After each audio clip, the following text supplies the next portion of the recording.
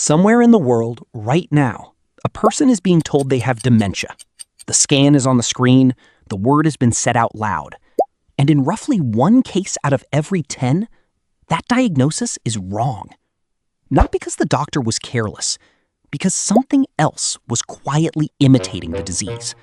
Something that, in some cases, can be reversed completely. We will come back to that person near the end of this video, because their story changes how you should think about everything in between. But first, the harder truth. Dementia does not begin the day someone forgets a name. In its most common form, the changes in the brain start 15, sometimes 20 years earlier. Silent, invisible, long before anyone suspects a thing. By the time the symptoms arrive, the disease has already been at work for 2 decades. So the real question is not just how do you know when someone has dementia, it is what has already happened by the time you find out. And, increasingly, what can actually be done about it? Because on both of those, the science of the last 3 years has moved more than the 30 before it. Let us start at the beginning. First, a distinction almost everyone gets wrong. Dementia is not a disease. It is a syndrome, a word for a set of symptoms. Memory loss, confusion, trouble with language, judgment, and everyday tasks severe enough to interfere with a normal life. Alzheimer's is a disease. It is the most common cause of dementia, but it is not the only one. Vascular dementia comes from damaged blood flow to the brain, often after a series of small strokes. Lewy body dementia brings vivid hallucinations and movement problems. Frontotemporal dementia can strike as early as a person's 50s, and it often changes personality. It changes who someone seems to be before it touches memory at all. Why does this matter? Because the word dementia on its own tells you almost nothing. It is like being told someone has a fever. The real question is always a fever from what? And the answer determines everything that comes next. The speed of it, the symptoms, and whether anything can be done. So how does anyone actually arrive at that diagnosis? Let us follow one person through it. We will call her Ruth, a composite, but every step of her story is real. It rarely starts with Ruth. It starts with the people around her. A daughter notices the same story told twice in one phone call. A neighbor mentions that Ruth got lost on a route she'd driven for 30 years. Ruth herself may notice nothing, or she notices everything and hides it, because the fear of what it might mean is worse than the forgetting. The first stop is usually a family doctor, and the first tool is deceptively simple: a conversation and a short pencil and paper test. Draw a clock face and set the hands to 10 past 11. Remember 3 words and repeat them back 5 minutes later. Count backward from 100 by sevens. These tests can feel almost insultingly basic, but they are built to catch exactly the kind of thinking that fails first. A clock sounds trivial until you try to draw one with a brain that has lost the ability to hold a plan and carry it out in order. That is not really a memory task. It is a window into whether the machinery of thinking still runs. If something looks off, the next step is to rule things out. Blood work, a brain scan, usually an MRI or a CT scan, to look for shrinkage, old strokes, bleeding, or something else entirely. And here is the part most videos skip past. A huge amount of good diagnosis is not about proving that someone has Alzheimer's. It is about proving that they do not have something else. Hold on to that. It's going to matter. Because this is where the last 3 years changed everything.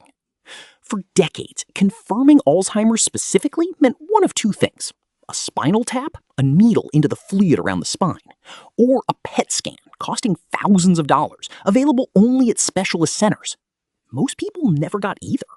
They got a careful, educated guess. Then, in 2025, that broke open.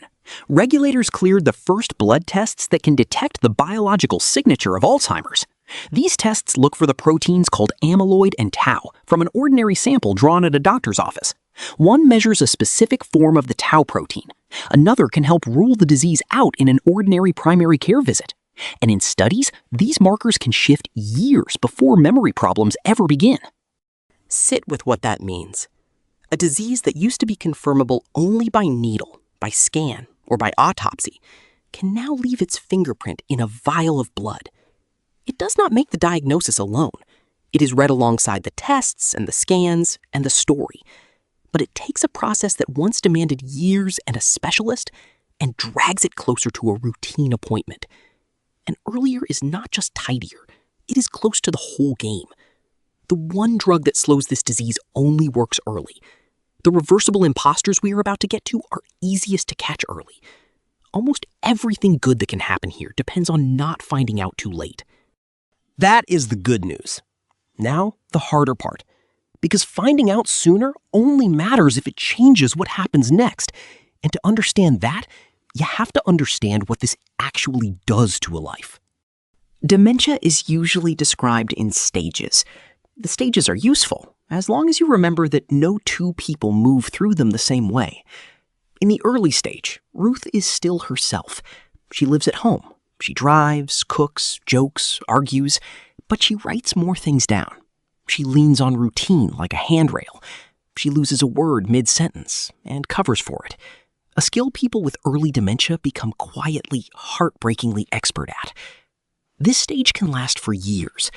It is also the stage where the most can be done, and the stage most often wasted, because everyone, including Ruth, is hoping it's just age. In the middle stage, the gaps widen. Ruth might forget whether she has eaten. She might not recognize a familiar street. She might ask the same question every few minutes. Not to be difficult, but because for her, each time genuinely is the first time. Names slip, then faces. And the cruelty of it is specific. The disease often spares the emotional memory longest. Ruth may not remember her daughter's name while still lighting up the moment she walks into the room. The person is still in there. It is the wiring that reaches them that is failing. Families learn to meet the disease where it is. They stop correcting. They stop saying, "No, he died years ago," because the correction only delivers the grief fresh every single time. They learn to step into whatever year Ruth is living in and to answer the feeling underneath the question instead of the fact. It is one of the quietest, hardest kinds of love there is. In the late stage, the body forgets what the mind already has: how to walk, how to swallow, how to speak. This is the stage families rarely see coming and never forget. And through all of it, there is a second patient that nobody diagnosed: the caregiver. Usually a spouse or a daughter, often exhausted, often invisible, doing the work of a nurse, a cook, a security guard, and a memory for years, and frequently alone. Any honest picture of dementia has to include them, because their health is part of the story. When the caregiver collapses, everything does. Now, back to the promise from the start of this video. That one case in 10 where the diagnosis is wrong. Not everything that looks like dementia is dementia. Several conditions produce nearly identical symptoms, the same fog, the same forgetting, while being, in some cases, fully treatable. And when they are missed, a person gets quietly written off as declining when they could have recovered. A severe vitamin B12 deficiency can mimic dementia, and it can reverse with injections. An underactive thyroid can slow the whole mind to a crawl and lift with a daily pill. Depression in older adults can imitate dementia so closely it has its own name, pseudodementia, and it responds to treatment. Certain medications, especially several taken together, can fog the mind badly enough to fail a cognitive test. And there is a condition called normal pressure hydrocephalus, fluid slowly building up inside the brain. Its signature is memory loss, an unsteady shuffling walk, and loss of bladder control.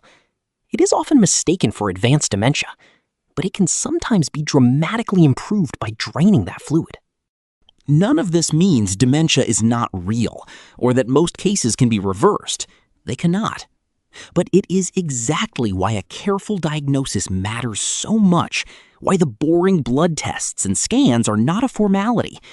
Somewhere out there is a Ruth who was handed what sounded like a life sentence for a deficiency that a course of injections would have fixed. Catching that is one of the most important things medicine does here, and you cannot catch it if you never look. So, for the cases that truly are dementia, the real, progressive kind, what can actually be done?